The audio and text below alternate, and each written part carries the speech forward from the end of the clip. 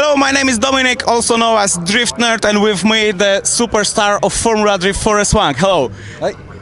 It's a big pleasure to meet you. Last times we can see you more often in the Europe. It's probably that's why, because you have, for example, new girlfriend in Europe, and you want to make a lot of shows here in the old continent. I just want to come drive. It's good to get out and do different events. Yeah.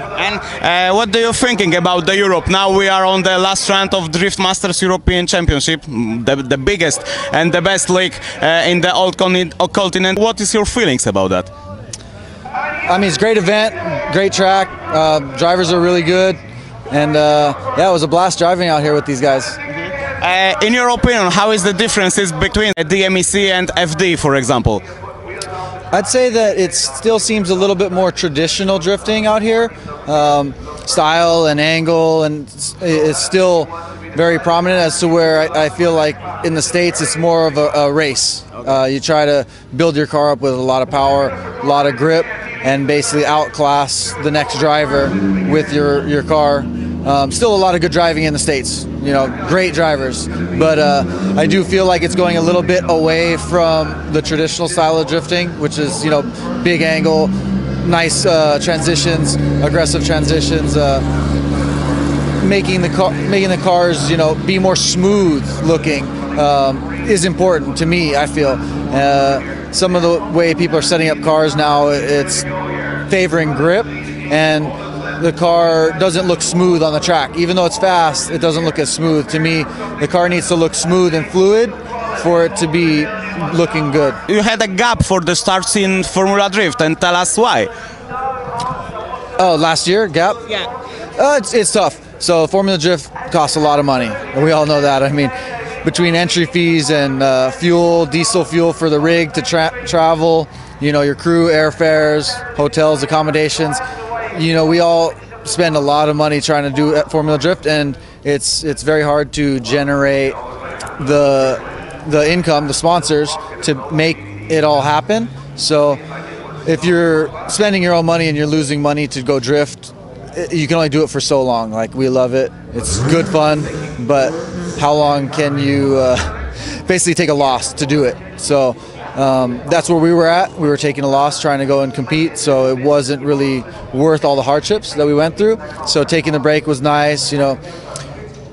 Even this year, like, we got some more backing, some more money coming in, but it still wasn't enough. And honestly, the way that it looks like, I won't be running next year, just because I can't make a season happen without having to spend my own money. Okay.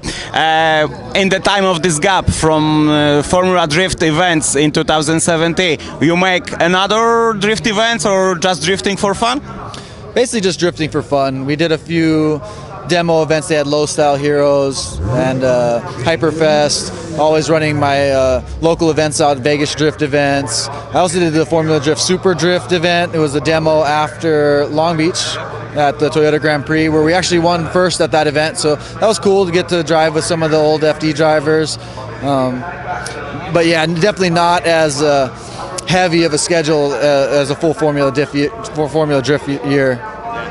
Let's talk about style. A lot of people, in my opinion, needlessly making something like a border between the professional and stylish drifting. You are one of those guys who can connect that, and one of the, in my opinion, only few drivers in the world who can make the stylish car and car which is good driving. A lot of, in your opinion, where is the mistake in case of those guys who make, of course, stylish drift cars, but with naked see you can see that car not driving? It's tough. I haven't seen, I feel, enough of the European drift circuit.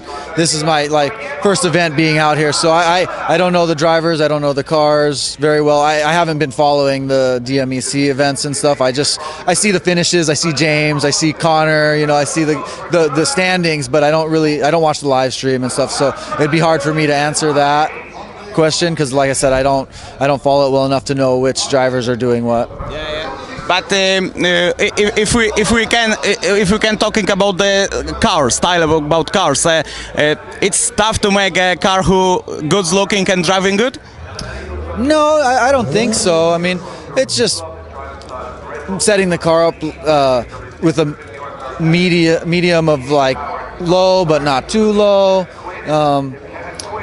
I just feel like a lot of the cars back in the States, you know, they set the car up just to go fast, so the car's real soft and real high. It was nice that James and Peter come to the States. They do very well with cars that, to me, still look good, still drive very good, smooth transitions. It's fluid. It looks good when it drifts, and that's important.